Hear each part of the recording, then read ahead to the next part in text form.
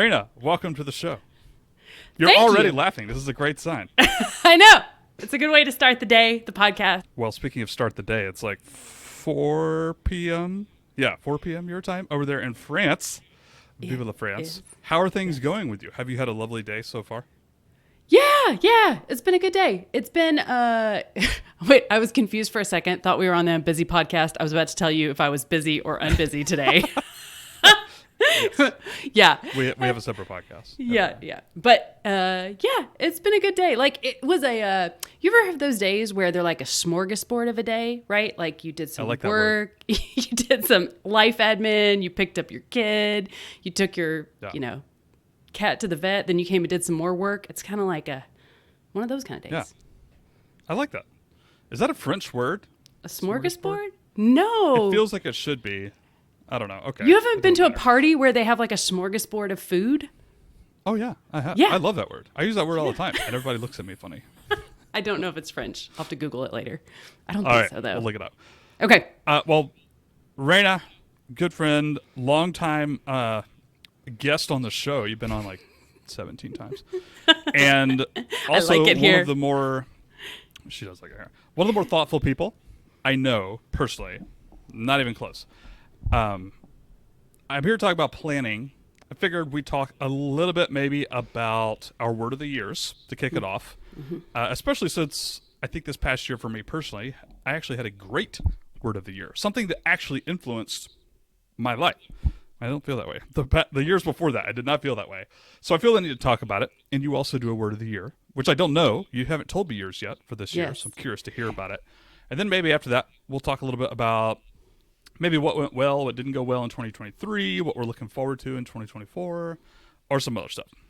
There's no better person in my life to talk about this sort of stuff than with Raina. So I'm going to put the ball in your court. Would you like to go first with your word of the year, or would you like me to go first? Let's see. Actually, I think I want you to go first because I love this idea that you said this has been like the most effective year because ironically, my word of the year, it was like the least effective ever since I've been doing this. So we have like polar opposite years. I had to go back and listen to the podcast we recorded last year about this to even remember what it was. So yeah. Okay. So start us off. I just found my journal entry just a couple of days ago where I wrote down past years word of the years, like going back to like 2018 or whatnot. Yeah. I'd forgotten half of them. The last couple of years were leverage. I think that was like 2 years ago or 3 years ago. Leverage. I failed mostly at that word. The year after that was money, which I don't think it really made that big of an impact. I definitely didn't make a whole lot more money that year, though focused on it. Last year, 2023, was energy. It was going to be prolific. Prolific was going to be my word of the year for like a month. And then I just kept feeling unmotivated, quite frankly, just straight up unmotivated towards lots of my projects, my work in general. Just every single day. It was like, I said I was going to work on this, but I want to work on this. Yeah. That's it. And it wasn't like that like 10% of the time. It was like that every day. So I chose energy for my word of the year. And I would be journaling on any given day. I would be making like a to-do list on any given day. And I would find myself thinking of this word, and I would literally just like draw a little lightning bolt. In fact, no joke, Raina, my lightning bolts, I'm a pretty good like sketch drawing person. Yeah. I always loved doing that during school. My lightning bolts sucked. And I literally had to go Google how to draw a lightning bolt. Or I just Googled like cartoon lightning bolt. I figured it out eventually. But neither here nor there. But that actually, it influenced a lot of decisions. It influenced a huge decision back in February, March of last year, where I literally just dropped my entire annual plan, like 100% of it, and completely pivoted to focusing on AI related stuff because I thought like this is super important. I'm really interested in it. I have energy towards this right now. Great decision, looking back, or at least it has been so far. Great decision to focus on that. And man, I got to the end of this year just a week or two ago. I felt like keeping the word energy. I was like, it just makes me happy to think this way and to focus on work that I care about and that I want to be doing and it actually kind of worked. Like I feel like I did well. I Yeah. started a lot of new projects this past year. I worked on some old projects when there was energy for it, which did happen, by the way, surprisingly. Like I actually felt motivated to work on existing projects for the first time in like a long time. And it was nice being able to like Yeah. say, okay, that's cool. I've made a deal with myself. I'm going to put this project down and focus on this one. I'm going to do this work today instead of this work. And it actually felt like it worked. So, all that was context. The word of this year, 2024, for me, Dun, dun, dun. is confidence. Confidence. Ah. And let me explain a little bit of what I want to do here. Yeah. I want to be journaling, making to-do list, looking at which projects to focus on, all this sorts of stuff, and think of that word, just like I thought of energy. And honestly, I need to be reminded of this. I need to be reminded that I am good enough at what I do in every single aspect of my work. I need to be reminded of that because my nature is to slip into a mindset of I'm not good enough. I've talked about imposter syndrome for years. I struggle with jealousy like once every 2 months-ish. I'll just have like a weekend where it hits me, and I'm literally jealous of anybody else I see in life. People who do what we do, people who don't do what we do. It's just ridiculous. Like I'll get hit for a weekend, and it kind of slows me down. It crushes me for a little bit. And I lose sight of the fact that I actually have done good work, that I actually am competent to do business, to run my own business, to make it in this world, right? Self-employment. I actually can do it. I've been doing it for 8 years, and I'm not dead yet.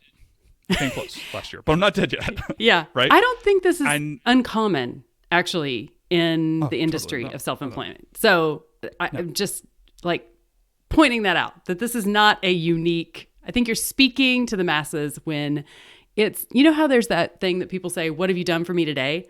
I think when you are self-employed and have your own business, that often it's like, you're asking yourself that, like, what have you done today? What have you done for me lately? Because you forget about the long list of stuff that's been successful and that you have accomplished. It's like, that was all yesterday. And yes. So, sorry, continue. No, you're absolutely right. And another thing I find interesting is that all of us, at some point, I'm just going to say lose confidence, but I think you know what I'm referring to. Like doubting oneself or on the struggle bus, as my kids like to say now. It happens at a different point in the entrepreneurial roller coaster. Like we've all seen those graphs of like huge ups and then huge downs. I suck again. And then like huge ups and like wins and losses. Yeah. That's from The Waterboy. You ever seen that movie? No, actually. Anyway.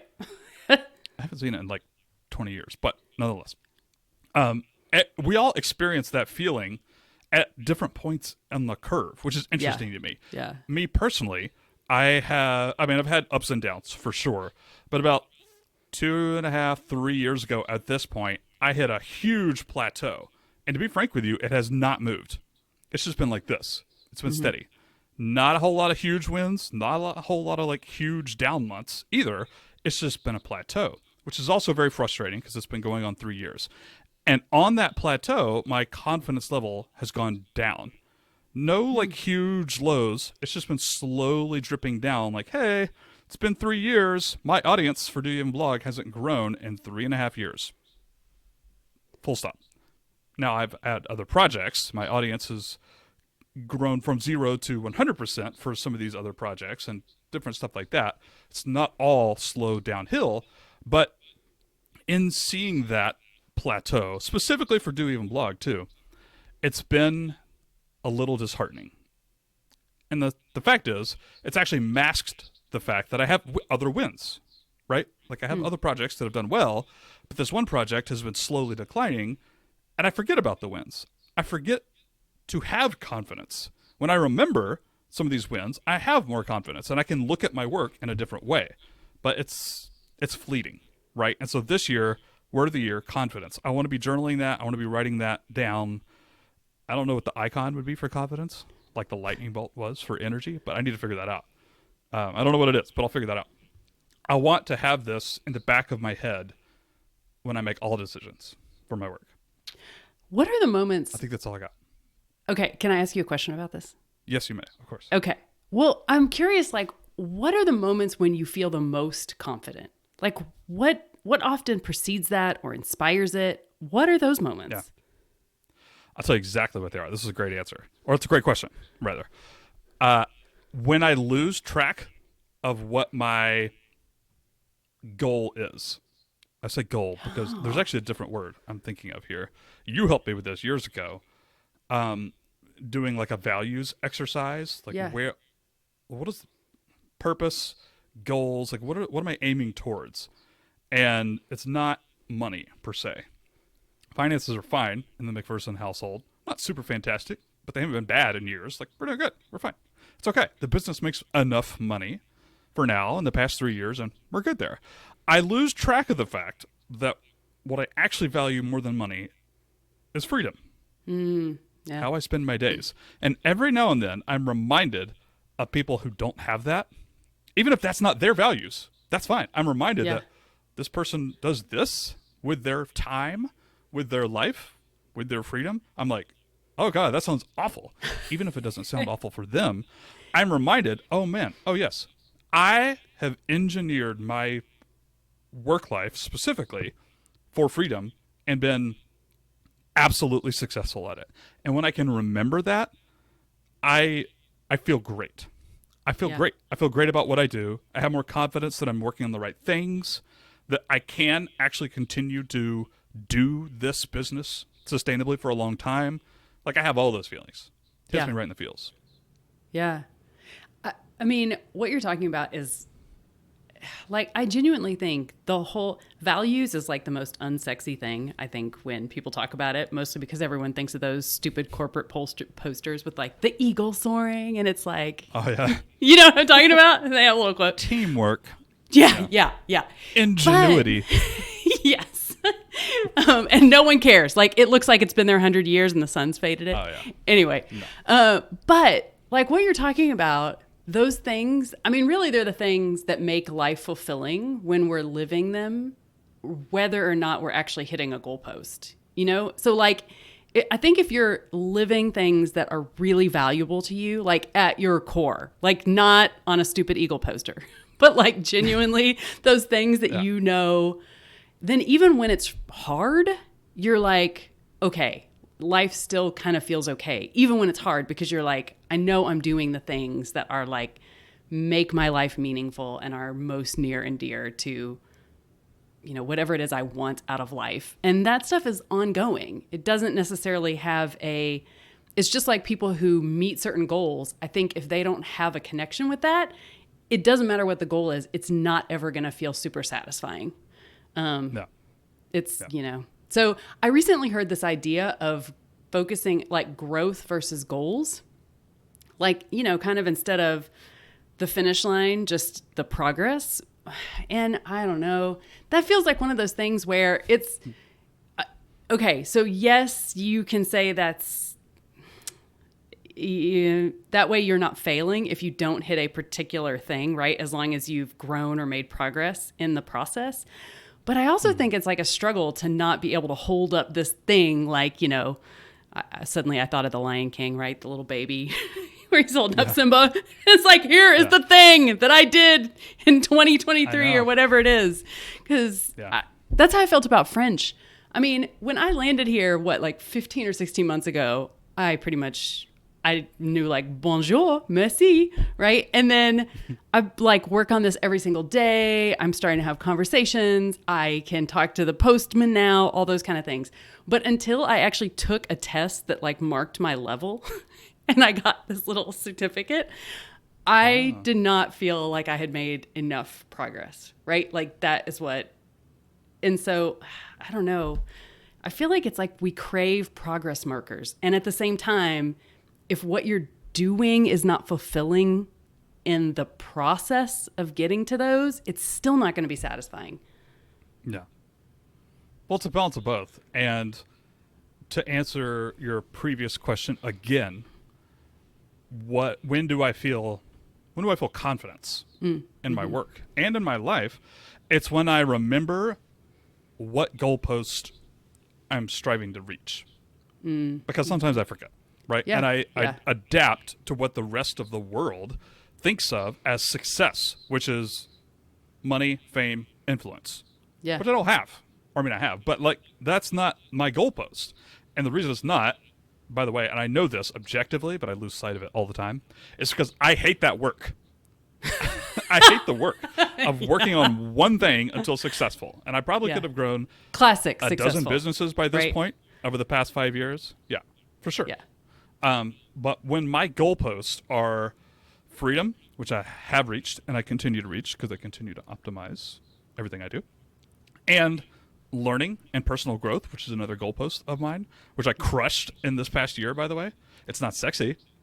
I can't sell more courses because of it, right? Like no one gives a shit what my personal goalposts are because they're not fame or money or success. But when I can remember that, I literally do feel better. I really do. Yeah. Yeah. So.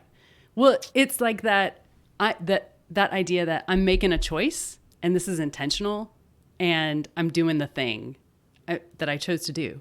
And this is the life I chose to make and I'm living it and I get to do that. But that's a hard thing to hold on to. I mean, Yes, it is. I think there was more than once this year that you actually had to remind me of that when I would be freaking out about, I don't know, what did I not freak out about this year trying to establish life in France? Greatest word of the year was freak out. Well, I say that kind of jokingly, but it was just, there were so many you moved to hard another things country. this year. Yeah, there were so many hard things. And so, but then there's, there was part of me that was like,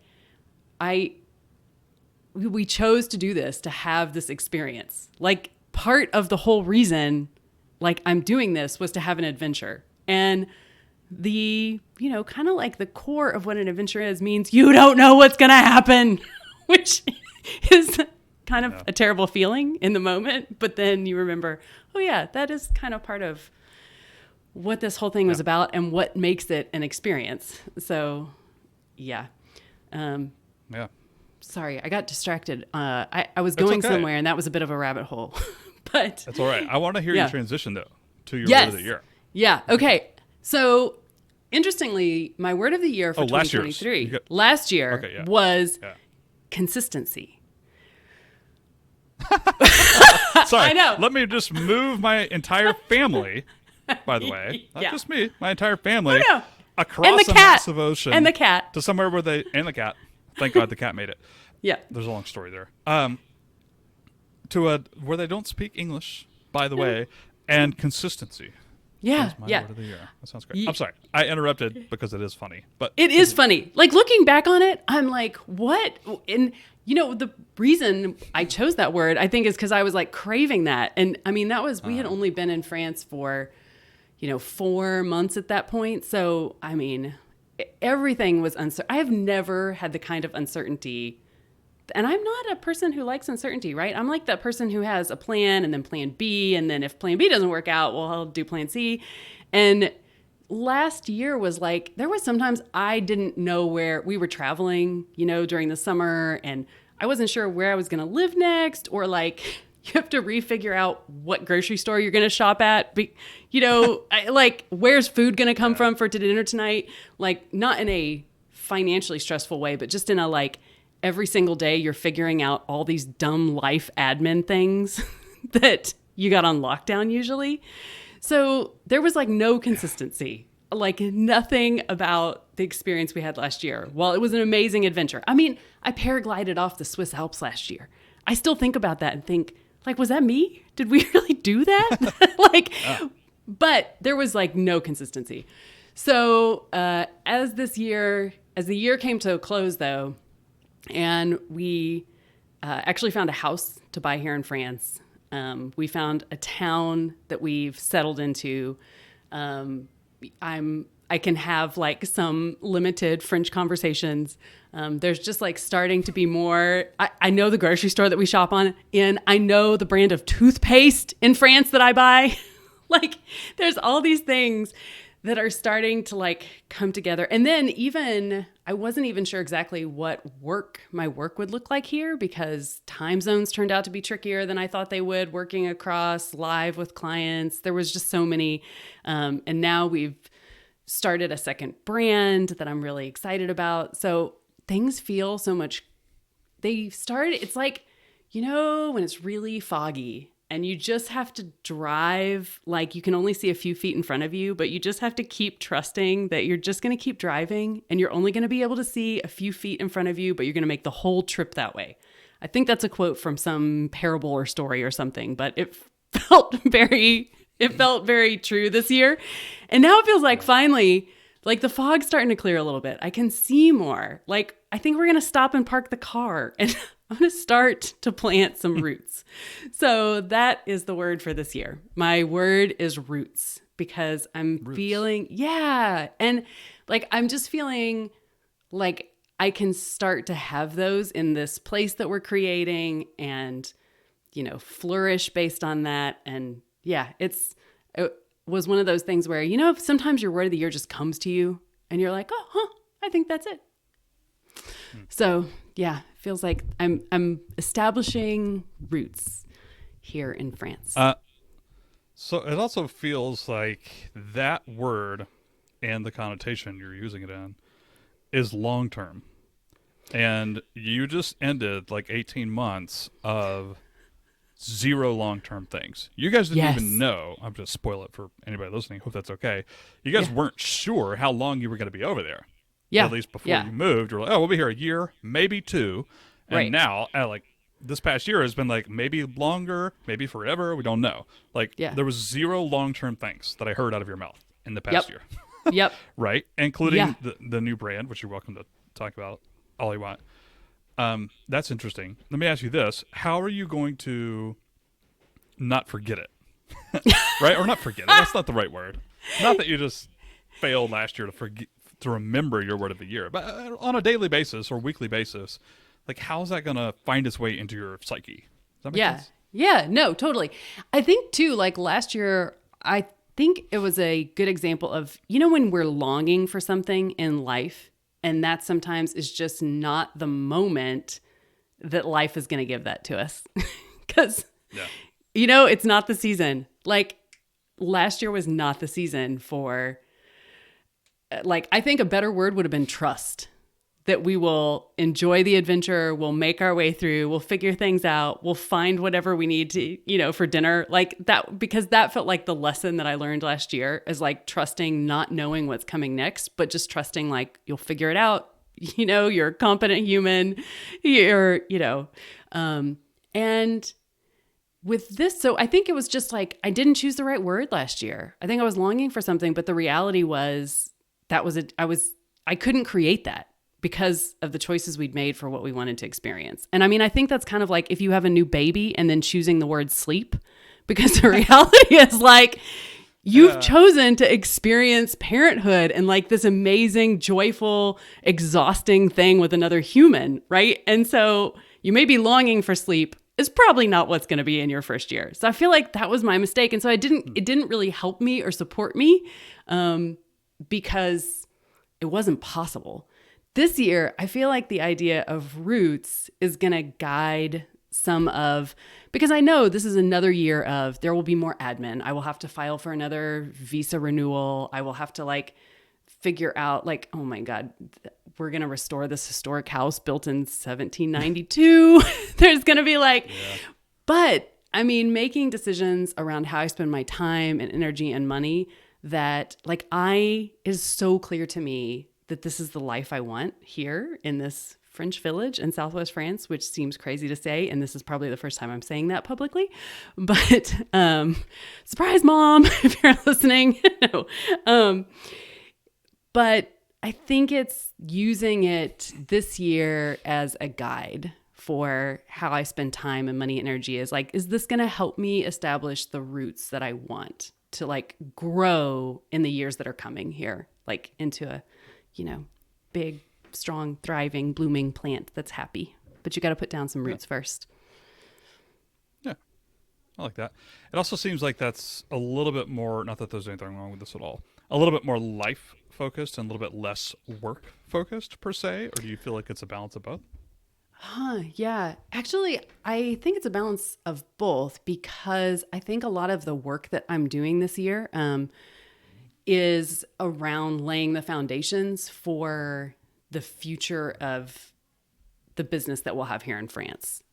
Like, you know, some of the restoration work we're going to do on the house is so that we have a rental apartment there for short-term rentals, like learning more about, you know, a new medium, video, because we're creating YouTube videos for educational purposes for people who want to move to France or do a long stay travel thing. Like, I'm just learning a lot this year. But I think that's all like putting roots down for future growth of the business too. Yeah, for sure. So, yep. Not to just pivot and talk about myself, but I will. I also, we mentioned my own goalposts and what those might be. One of mine is learning, and we talked off air about how I approach hobbies. Let's just put it that way. That's a kind way to put it. And part of how I approach hobbies, or honestly work projects, is interest and curiosity. I really love learning, and I don't remember how you phrased it a little while ago off air, but I really love learning the first 80% of something. I don't go for mastery. I don't take things to 100% or 99%. I take things to like 80 or 90%, and then I kind of move on because I get bored easily or whatever. But learning a bunch of things puts down roots in my own work. For example, coding. I released 2 apps this past year. I'm super proud of the fact that I just did it. They're not even phenomenal. Yes. I literally have error reports in my inbox right now from people using Fab.ai yesterday and like, it's not working. What's wrong? It's like, oh, yeah, okay. I'm not a master developer or whatnot, but I learned an absolute metric ton about tech and how the internet works. Not just like coding in JavaScript or something specific, but like I learned a ton about releasing apps and all this other stuff. And I know it will serve me again. Yeah. And same thing with like SEO. This past month, I haven't cared about SEO in years. Like I used to be super into it, and now it's like SEO is probably dead. And a year from now, people could argue with that. But for whatever reason, I'm loving learning about it right now. And I approach this like this is going to serve me in some way, even if I don't know what that is yet. And you in your YouTube channel learning a ton over the past year on traveling. And more specifically, France and moving and stuff like this. And even your husband learning about YouTube and videography and cameras and uploading and editing and publishing and thumbnails and marketing and all this sort of stuff. It will serve you if that brand, not that it's going to, but if that brand died tomorrow, it would still serve you guys in some way going forward. So I think, I don't know, I basically just wanted to talk about myself. Not really. I was trying to affirm that like you're correct, I think. Yeah. Right? Well, it is very much work related. Yeah. And I think too, like it also gives you permission, because I know that there may be like limited financial ROI this very first year, because, you know, it's kind of like we're figuring so many things out and putting like the, you know, building blocks in place. And the like, roots. The roots. Yeah. And that's what I was thinking. Like, no, literally, that's where I was going with that. Because you think about like plants are not constantly like, that's what happens first. And you can't see any of that happening. Right. But you can feel confident, like there's things going on. You just may not be able to see it. Like some of it is going to be kind of below the surface. But exactly what you said, there's also I mean, these are transferable skills often that we're learning. And sometimes you don't, like one path isn't the ultimate one, but you carry those skills with you. So yeah, I agree. That stuff's not wasted. And so in 2023, if anyone listening has a project that feels dead, but you probably are still taking something away from it that's going to enhance the next thing you do. It's not a waste. Yeah, for sure. So I won't ramble anymore, I promise, on that specific topic. But let's transition into other stuff. And before we talk about other stuff, let's talk about what to talk about. So I had a few questions that I've been thinking on and journaling on over the past couple of weeks as the new year has run around. I'm not really in love with all of them, but you yourself, I thought, might have some ideas of what we could go back and forth and have a conversation about. I do want to kind of focus on planning, on strategizing, and that nature, right? It's New Year. It's fun to talk about planning and annual goals or quarterly goals and strategies and that sort of stuff. I'd love to hear your thoughts on that topic. So, where do you think we should start, if that makes any sense? So there's not a right answer to this. Yeah. But you're a coach and you're smart when it comes to this sort of stuff. So I'm like, I could try and like ask Raina a question about her 2024 plan, but it'd probably be stupid. And Raina probably has better stuff in her head that we could like have a conversation about. Yeah. Well, okay. So I think those are a couple different things, right? Like if we're thinking about strategies, I think strategies are like often the vehicle that you're using to get to wherever you want to go, right? Is it a car? Is it a bike? Is it a boat? But the important thing is to figure, and that can change depending on, I mean, you pivoted last year because you realized like, I think where I want to go is not on a boat. I need to switch to something else. And you saw that and changed. And so I think it's more about like knowing where you want to get to and actually wanting to go there. You know, then like, what's the best vehicle to get there? That's going to be the most fun, that's sustainable, that's, you know, all the things. I think there's a lot behind knowing what you want and why, which is a hard freaking question to answer. It's easier to just write a list of like, I'm going to, you know, market this, I'm going to launch this, it's harder to ask that bigger question of like, okay, what is it I really want this year? You brought up a couple good questions about asking, and I think these are some of the best ones every year that I ask myself and clients. Is like, what do I want more of and what I want less of?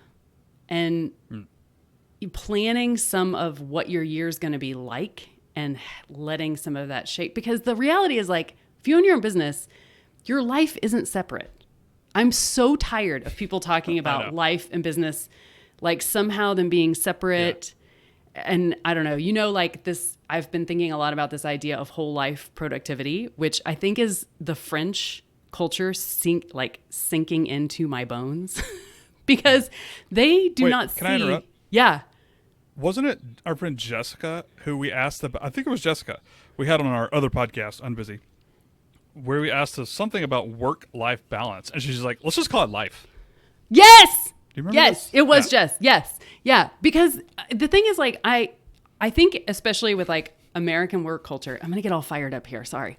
But like, oh, I love this. This is great. This idea of we only think of productivity as when we're doing something that drives like something forward in our businesses. I mean, think about that. If you spend a Sunday just like out playing disc golf with, you know, friends or your kid, and then like, you know, you come home and read a book for a while. And like, if someone asked you if you had a productive day, you're probably going to say no. But the real goal of being a human on this earth is to like have a meaningful life that you enjoy, that's healthy, that has rich relationships, that every day you get up, maybe not every day, we all have bad days, but like most of the days you're like, oh, okay, this is cool. I get to do another one of these. And I don't know why we seem to lose the idea of like productivity as anything that contributes to creating an overall rich life. It seems like, I feel like sometimes we see like working and being productive specifically as sort of like the ultimate badge of what's the right word? Like accomplishment. Yeah. Yeah. It's more tangible. Meaning. It's respected. It's, you know, yes. I mean, when people self-worth. Yes. All the things like that is drummed into us as Americans, that is where that comes from. And it's ironic that often that, you know, you hear people say it all the time, right? That's not what people think about as they get to the end of their life. So it feels a little cliche and cheesy, but I do think there's something to it. Yeah. So I wasn't going to bring this up, but I will. And you already know this, but maybe people listening don't. I had a little bit of a health scare for the last quarter of 2023. I'm actually pretty good. I'm actually fine. Like 98% fine. I had a stupid dentist who I've had to pull a tooth out for separate reasons.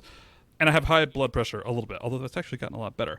But there were like 2.5 months this past year where I was at a very, doctors didn't know what was going on yet. And so in my head and at home, and for me and my wife and my family and everybody, we didn't know if I was going to have serious issues, like pretty serious. Doctors were concerned. Cardiologists were concerned. And I got to tell you, I didn't give a shit about work during those 2 months. I did work occasionally. I did some things that I was, I had some energy to do. But man, those days where I would literally just take off and like read a book and go for super long walks and other stuff like that, for the first time in a long time, I did not care about feeling productive or showing other people on planet Earth that I was productive today. Look what I did. Look what I accomplished. Right. Like all this other stuff. 0 F's given.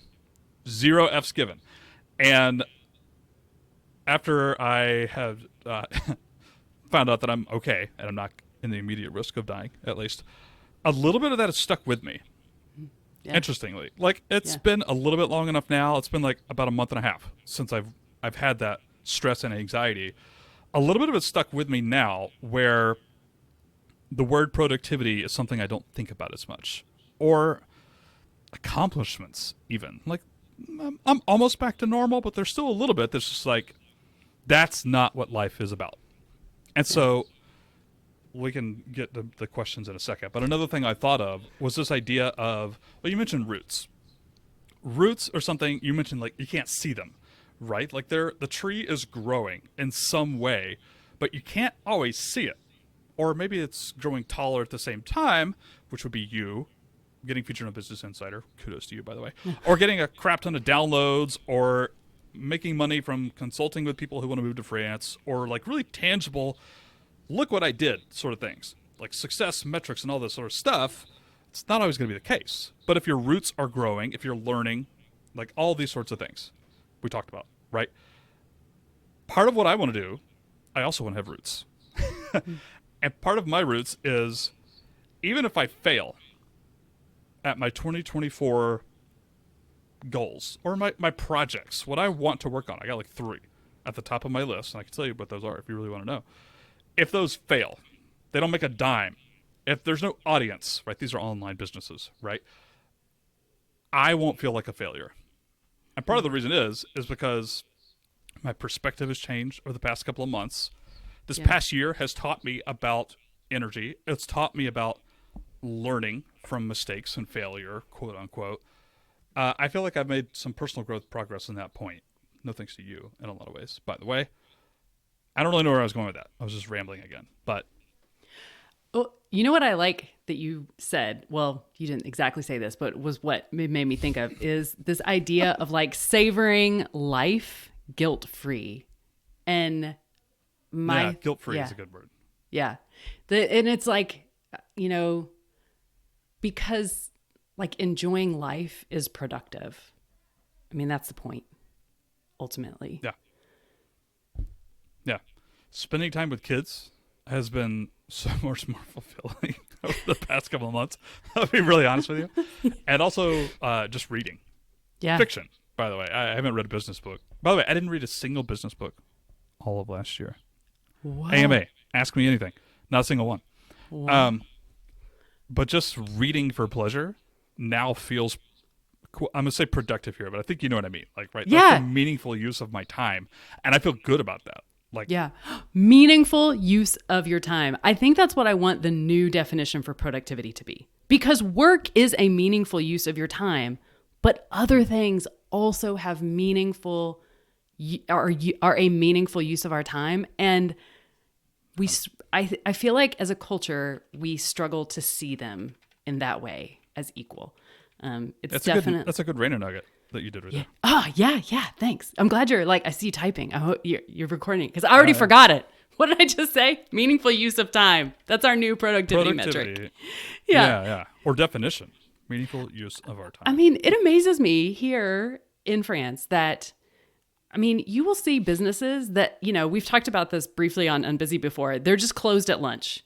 They do not care that they're going to miss customers during that 2-hour window. They just don't care. They're making enough money for whatever is enough for their goals. And like, that is just as important. Same thing with vacations. You just go to restaurants sometimes here and, more so because I live in a village, not in like Paris, but they just close for a couple of weeks if they need a vacation. There's just like a handwritten, Sharpie note on the door that says like, we'll be back, blah, blah, blah. Have a good 2 weeks. See you then. Well, it's interesting. We're getting super off topic here, but I like where this is going. It's also a culture thing. Yeah. Right? Like, it's okay to do that there. It Probably is. more so than in the U.S. Yeah. And that should also be applied to our stuff, right? Yeah. Yeah. Like, me being obsessed with money metrics every now and then and looking at my gross revenues, that's a culture thing. That's like a online entrepreneur marketing culture shit that people care about. In my audience, by the way. Like, I could make a lot more money if I were making a lot more money. Success sells in this niche, which really sucks, but that's it. That's their definition of success, or a lot of people's definition of success, rather. And it's a culture thing. We have to figure out, we have to recognize that's what this is, and then make intentional choices to get outside of that. Yeah. What is the life you actually want? I mean, defining what you have defined what you want your day to day to be at. I have zero doubt you actually could be making more money than whatever you are now. If you just decided to give up some of the things that you have intentionally chose to have space for in your life, that's not an accident. And because you've chosen it and you've thought about the kind of life and the kind of days you want, instead of defaulting to the cultural norm, which is just a few metrics that define everything. Yeah. So I know I feel a little ranty today. That's what all my I'm friends sorry, and family y'all. ask me about. Yeah. How's your work going? You gonna get a job again one of these days? No. Fuck off. Okay, sorry. I had a bad dream not long ago, and it wasn't. You got a job? Yeah, but it wasn't like the job that I was upset about. It was that I had to be somewhere at a certain time and couldn't decide something different. And I was like, no, it wasn't. I in my dream, it wasn't that I didn't want to do the work or that I was like, that was the only thing. It was, that I couldn't define how I spent that time. So yeah. All right. Okay. Do you have to go right at, well, it's 11 a.m. my time, but whatever that is right now? No. Okay. What do you want to do more of in 2024, and what do you want to do less of? Let's talk about that question just for fun. Okay. Let's see. What do I want to do? It's funny. The first thing that comes to mind, I want to do less travel, which feels super ironic. Really? Because that was the whole reason I came to France in the first place. Yeah. Why do you want to do less travel?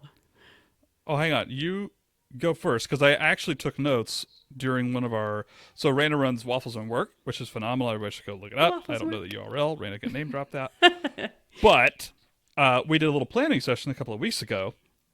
And I'm going to hold this up to the camera. No one else could see this unless you're watching on YouTube. What less of? I put travel. You can't see it right there. Yes. Yes. I remember. I had forgotten, but I remember that now. Yeah. Just... It stresses me out. Yeah. I'm a stressful and anxious person. I think by nature, these are some of the things that I've struggled with long before Do You Even Blog. I'm a worrier, these things. And I traveled a good bit this past year, including one international trip, and it was stressful. It had an effect on me. And I enjoyed the trip. I don't ever need to go to Italy again. God love them. But even the non-international trips I took this year they were just stressful. It was wear and tear. Yeah. And I got to the end of those a couple of months ago, and I'm like, I think I'm good. I just want to be at home. Like, I'm pretty happy with what I do on a day-to-day basis in my basement. It's snowing outside. I can do things in my hometown. I can go skiing here. I have mountains here. I have interesting restaurants here. I don't really feel the need to do anything more. Yeah. At least for a while. I'll travel in the future, I'm sure. But for now, I just need a little break. That cup is full. I like there's, no, I get it. And Yeah, I think it comes back to wanting to have more routine. So that's the thing I want more of, is like more routine. Like, it was so hard to have any kind of a consistent workout schedule the last year, which I know people who are really dedicated would say like, well, you've just got to like do it in the hotel. Like, I know there are ways. I just couldn't. I struggled with like not just having like because I'm not super consistent anyway with that stuff. Even at home, it's kind of a struggle for me. So like not having, being in a new place all the time and having to reset up a space, all those kind of things. Like, I did not do that well with that. So yeah, just like routine. I'm like craving it, but I think it's exactly what you said. We go through those. It is totally the pendulum, right? Like I'm craving routine now because I had chaos and adventure and so much of that last year. And then I don't know, who knows, if we're recording this again in January 2025, I'll be like, I got to do something different, man. I got to get out of here. I got to travel more. We'll see. I think that's a normal human condition too. We always, we're always kind of looking for that thing that feels like it's missing, and it changes. Yeah. I'm going to do one more, only because I find it interesting, and maybe other people will find this interesting as well.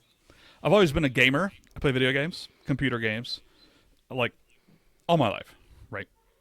And I wrote down on my another question of Raina's work was like, what are you letting go of, or what do you want to like let go of? This is very similar to want less of, so I'm going to throw it in with this. Yeah. Stressful video games. I found myself all of last year, multiple video games, actually, not just one, else I would name drop, but at least 2 video games I can think of that actually made my heart rate go through the roof on occasion. And not from an exciting way per se, but from a stressful way. Yeah. Competing stresses me out. And not all bad ways. Like, some competition is always healthy. But like unforced stress, I actually wrote that down in my notes too. Right next to like stressful video games, I wrote down unforced stress. Like, this isn't even work related or parenting related. This is just me trying to relax and getting more stressed out. And not all video games are like this. I have some other games that I play that are the opposite, that actually are stress relieving and just calming and fun and exploring games and stuff like this. So I thought that was an interesting one. Yeah. Like, that's not what I would have thought of before I did this exercise that Raina helped me walk through. But once I wrote that down, I was like, there's a bigger issue there. Unforced stress, like unforced errors in baseball or something. That's a perceptive thing to think about. Like, as you're building your environment, the effects it has on us, because those are, if you think about what you want more of or less of, and then the things that are creating those conditions, that is a way to get to what that is, like realizing what the end result. When we did this exercise in Waffles and Work too, I don't know if you remember what mine was. It was not scrolling the news at night before I go to bed. Yeah. Doom scrolling. Yeah. I started in the pandemic. We were talking about like, I've never been able to let go of it. And now that we're here in France, it's like usually US news because I'm someplace. I know. And I'm just like, and I was thinking to myself, this is not necessarily making me more, like a better citizen. It's not helping. Right. It is just making me anxious before I go to bed. And then I'm like laying there thinking about stuff. And same thing. I was thinking like, it's not helping me. It's time to like let it go. I like the idea of letting it go more than like when you think like, I've got to stop, because that feels so forced. And when I think about what I want instead at bedtime, how I want to feel, what I want it to be like, what I want to get out of, going to bed at night, the idea of just like letting go of the things that don't help me achieve that feels more like easy and gentle instead of got to stop this. Yeah, I'm with you. Reading fiction for me this past year. It's led to so much less screen time on my phone at night. So much less. Like, I don't touch my phone from 8:30 p.m. until I go to bed. I just don't. That's a great idea. And part of that is just fiction. I've gotten into this book series. Super happy with it. But can you put it down then? Because the problem is then I lose sleep because I keep reading like, oh, just one more page, just one more page. I'm going to have a little bit of that, but I wouldn't say it's a big problem for me personally. Yeah. I just get tired at some point. Like, okay. Yeah. And you're Reading done. makes me sleepy too. Even really good stuff, I want to keep reading. It makes me sleepy. So no, I don't have that problem. What about more of? What do you want to do more of in 2024? Okay, this is gonna seem super ironic, but because we Traveling. No, not ironic. The reason it seems ironic is Pete and I actually recorded a whole season 2 of our other podcast, but we've never released it. But one of the things that we talked about at the beginning of last year was working more. And I totally failed at that through the year. We actually revisited it and recorded a podcast talking about how much, because of the chaos, because of the travel, because of like just figuring out what toothpaste to buy at where in the grocery store, like all the life admin things. And this year, and so it felt like a fail, honestly. Like legit. Like it felt like this was something that I needed to do and I just could not quite figure it out. And this year, I'm like so excited to work more. So that's what I want more of. I want to do more work, but in a good, excited way. What are the things that you think? What are the things that could prevent you from doing that again? I'm challenging you now to put it on the spot. No, you know what? A lot of it is the fact that I still need to learn more French. Like there's still a lot of life admin, right? I'm still going to have to file taxes in a foreign language in May.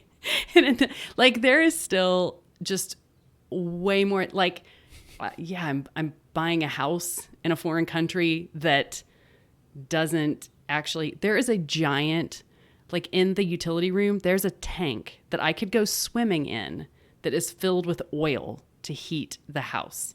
I mean, it needs to be like modern, like there's right? So I think it's like, there is a lot of life, which is also productive and I'm super excited about, but it could also be hard again to work more.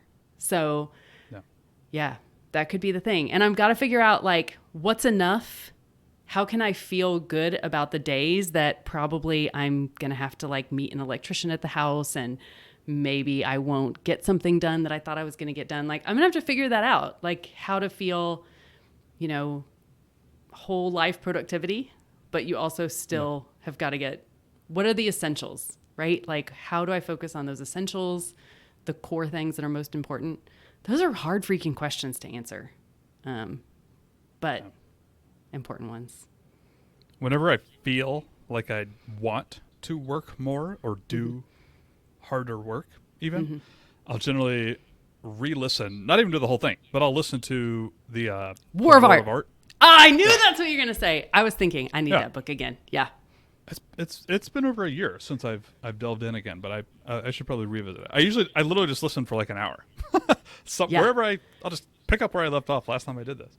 And that generally helps. And I'll tell you, I'll just talk about myself more. The past couple of nights, actually, I've done work at night after my kids go to bed, which I didn't do for like 4 years. Yeah. Because I was too tired, quite frankly. Like having two small children, 2 children under the age of 4. Like, I was tired. But recently, I've been doing this thing where, what did I call it? I don't remember. I actually released a solo podcast episode a couple of weeks ago.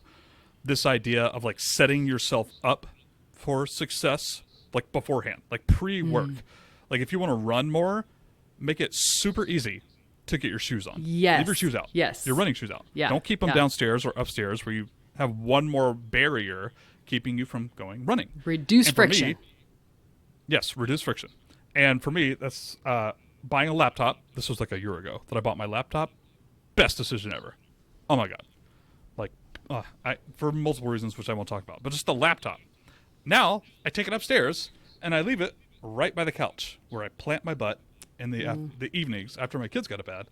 Yeah. And I take my little journal. I got this thing, which I'll tell you about later off air.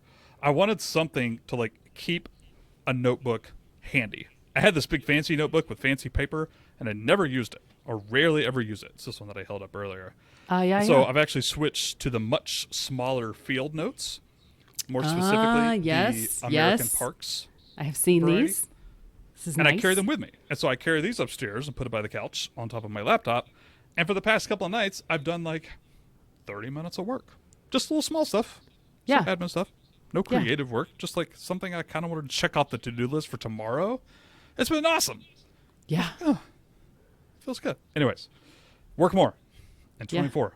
Yeah. Rhymes. Work more in 24. I know. I'm excited about it. I have big dreams. Good. It helps when you have things you're excited to see happen, right? Yes. I think that's actually the key. I think last year, I knew on some level I needed to work more, and at the same time, it wasn't clear exactly what that was. And now it does. Now it feels like I know what that work is. And that's very different. So again, anyone who's listening, if you're feeling that fogginess about you don't know exactly where is you're headed and not feeling motivated, I think that's really normal. It's like motivating when you can see where you're going. So, just pick one thing and start to chip away at it and just keep going. And it will get clearer eventually, I think, for most of the time. Even though in that moment you're like, I'm never going to know what I'm supposed to do again. But it usually does. Just takes a little time. What was I? So I don't have my Kindle in front of me, but reading my fiction book, again, this is not the business book. In fact, it's like teenager fiction. Anyways, the Wheel of Time series. Adults read it, okay? Thank you. I'm not judging. I'm not judging. I have an almost 13-year-old, and like my house is filled with like YA and middle grade fiction, and I'm always like, "Ooh, that looks good." You should get on the Wheel of Time series. Actually, don't, because it'll suck up like 2 years of reading. But anyways, there's one part. One of the main characters is a blacksmith, or he's like a hero nowadays, but he has like a blacksmith like upbringing and like Middle Ages sort of stuff. Anyways, he's kind of thinking of life, and he doesn't have a clear picture of like what's in front of him, and he's like reminiscing from his old blacksmith master, like his mentor, if you will. And he's like, oh yeah, blacksmithing master Luthen, or whatever his name is. He was like, you always start by understanding the pieces of whatever you're making. And he's like, before you make a nail even, you must understand the head, the shaft, and the point. And he's like, before you make a hinge for a door, you need to understand how the pin goes between the things. And he kept repeating this, like, before you tackle any project, you have to understand the pieces. And I literally highlighted it in my book. There was maybe like a week or two ago, I was looking at the like 2 or 3 projects that I had decided I wanted to work on first this year. Yeah. And I feel better now, but at the time, 2 of them especially were super overwhelming. And the reason they were overwhelming is because I hadn't spent the time to understand the pieces. And so maybe like 5 or 6 days ago, I was actually trying to fall asleep thinking about this. I'm like, I should just wake up tomorrow, grab a pen and a paper or something, and just write out every single baby step, starting from what I don't know, if that makes any sense. Not how to do this project, but like, how do I even figure out how to do this project? And so step number 1 on my little baby list was like, go to Google, type in this thing, and learn about this little piece, and then go from there. And I don't know any of the other steps, but just brainstorming like every teeny tiny little baby step, every teeny tiny little piece to this project, and it worked, by the way. Like, I feel so much better. Like, the vision is more clear. It's less fuzziness, like you mentioned a second ago. Yeah. Oh, I think exactly what you just said there. We get overwhelmed because we're like, I don't know where to start. I don't know. But usually you can, then you just like step back and say, okay, well, where could I find this out? And that's actually where you start. You just have to back it up a little bit more. And then usually that's like the stepping stone that will lead to the next thing. Yeah. I think a lot of times we get excited about something and then that turns to overwhelm because we skip a few steps in our brains. Yes. Like we want to start here. Yes. But we don't know those first couple of steps. Oh, I know it's going to look like this eventually. Like Yeah. starting a new site is one of my things. And I know how to do keyword research. I know how to do SEO. I know how to produce content. I know how to use AI to do the content, edit, publish, affiliate links, internal links, like everything. I know all that stuff. But I was stuck on this project because I was like, wait, why am I? Well, I didn't know I was stuck. I was like, what's going on? Yeah. I don't know how to do like the 2 or 3 steps that come before that, which is, spoiler alert, like topical authority. Even if you don't know what that is, like kind of understanding the niche and the broad topics and categories, and then mapping out like that sort of stuff I'd never done before that well. Yeah. And so I had to like, okay, I'm rambling, but you get my point. Yeah. No, there is something about having the patience to figure out the pieces. That is not my strong suit. But there really is something there. Nor I. That was one of my potential words of the year. Patience. Oh. Ah. I scratched it out really fast. No, not that one. Please no. No. Let me move on. Yeah. Maybe next year you'll feel really confident about then deciding to develop patience. I don't know. We'll see. I think that might be a lost cause that I just need to lean into. At this point, Yeah. I'm not sure. It's not all it's made out to be. Right. Well, Or that's what I Raina, tell I don't want to myself. keep you all day. Well, that's what I tell myself too. That's Yeah. fine. Look at how fast I can do things because I'm impatient. Let's wind down. Yes. Did we miss anything before we completely wind down? Is there any other thoughts or ideas or revelations that you think could benefit the audience? I think the thing to close we out did a with pretty good is, job. yeah, just the idea of just how important reflecting on what you're taking away from the last year and what you want to evolve or be different in this year. I mean, I read some quote recently about we don't learn from experience, we learn from reflecting on it.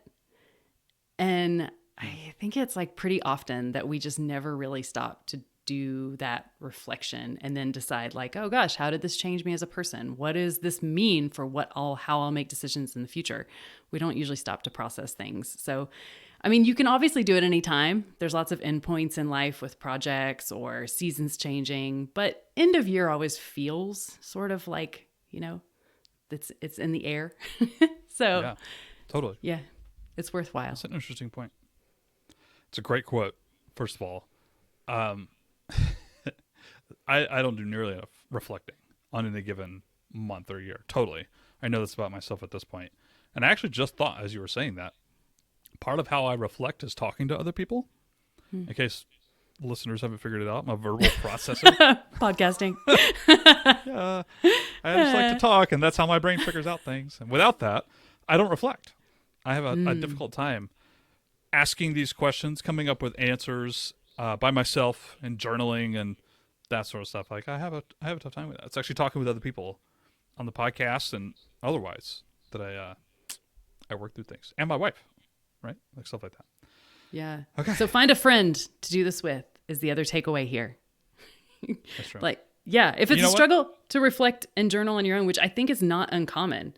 I mean, that was why for Waffles and Work, we did that together and shared some of the answers because so often it triggers something else in yourself. So I don't know. I think humans need other humans, and this kind of work is especially nice to do with other people.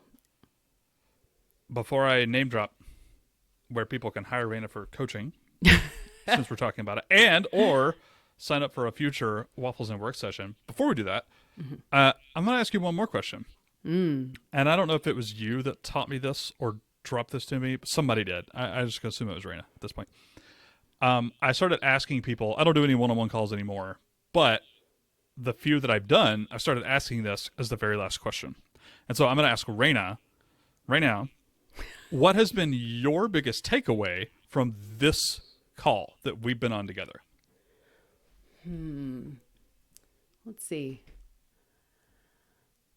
Man, just how, and this may sound like a strange one to those of you listening, but how much we evolve year to year based on what's happening in our lives and like not judging that, just sort of like stepping back and be able to say like, gosh, this is what this year was like. This is what I want more or less of, adjusting, not looking at it as like, oh God, this was not a good year. I screwed this up, right? No. Because I spent a lot of time on my health because I had, something I needed to take care of, or, my kids needed me more than usual, or parents, or like whatever it was. I think just the idea that every year we're all like swimming in the sea of life, and it's going to be different every single year, exactly what it looks like and what takes the most time and what our productivity looks like. And I don't know, it occurred to me as we were talking about how well our words worked or didn't work for us, right? That you don't always know what to expect, but it's like, it's all part of the big gift of getting to do this for another year. And so looking back on that, but not judging ourselves or it, I think there's really something to that. Yeah. I like that. That was a good one. I'll ask myself the same question. Pete, what has been your biggest takeaway from this college dinner? I think it is actually this idea, I won't say roots again, because I'm not sure. I think it's a little different. I think future-proofing yourself and your goals. Meaning, I like this idea of, even if I fail at my paper goals, the goals I write down on paper, my objectives, right? My strategy, what I'm going to do, tactics, like tactical stuff. Even if I fail completely on these, I want to, feel good about myself, that I grew, that I learned something in the process, that the roots I set will affect other areas of my life or future projects. Like this idea of future-proofing your work, or not even your work, but like your life in some degree. That's been sitting with me a little bit for the past like half hour or so. Yeah. Yeah. Okay. I like it. Oh, I like it. No, I won't. I can't spoil that yet. It's secret. Never mind. Oh. I'll tell Raina off air, but I can't. I was going to spoil one of my Man, now everybody wants projects. to know. I know. Okay. I know. No way. Coming soon in a podcast to you. Yeah, next year I'll share it. All right, Raina, where can people find you, or more about Waffles and Work, and or your coaching? Or you should also name drop your YouTube channel. Ooh, Anybody's considering moving to France. You never know. Yeah. You never know. You could just come for a year. So we talk a lot about that. You can find me, RainaWillick.com, if you want to do a month of Waffles and Work, or if you want to do a session with a coach, if you're trying to figure out a big life question. I'm good at helping you think big and then narrow down to the next action step. Or our new project, Baguette Bound, like you're bound for the baguettes, is on YouTube. It's baguettebound.com or Baguette Bound on YouTube. And we talk about moving to France when you're still working and you have a family, whether that's for just like extended travel stay or maybe for a long time. I didn't think it was going to be a long time for me, but it's looking like it, and I'm loving it. Yeah. All right. What was the Waffles and Work URL again? It is actually on, it's on RainaWillick.com on the services page. So, you can sign up for a month. Come work with us on Mondays. Have some camaraderie. Get some stuff done. Totally. Yeah. Yeah, definitely worth checking out for everybody. Listen to this Thank show. you. 100%. Thanks. All right, Raina. Well, it's been a delight. Thank you, as always. I'm so happy to be back here on the Do You Even Blog podcast one more time. Okay, now how would you say all that in French? Oh, wow. Oh, no. Oh, no. Je suis contente pour parler avec tu on doyouevenblog.com. That's my fake. I just like really badly Frenchified the doyouevenblog.com. That was better than it would have been a year ago, for sure. That was impressive. Dude, a year ago, I probably would not even have been able to come up with obviously there's I made mistakes. That's not exact translation, but I wouldn't have even known the words. So yeah, it does feel like progress. Yeah. Maybe next year we'll do the whole podcast in French. No, that'd be terrible. Sure. Everyone would hate Yeah. that. No. No way. I'm not. kidding. I'm kidding. Right. Yeah. All right. All right. Au revoir. Au revoir. Oh, that was way different than I said it.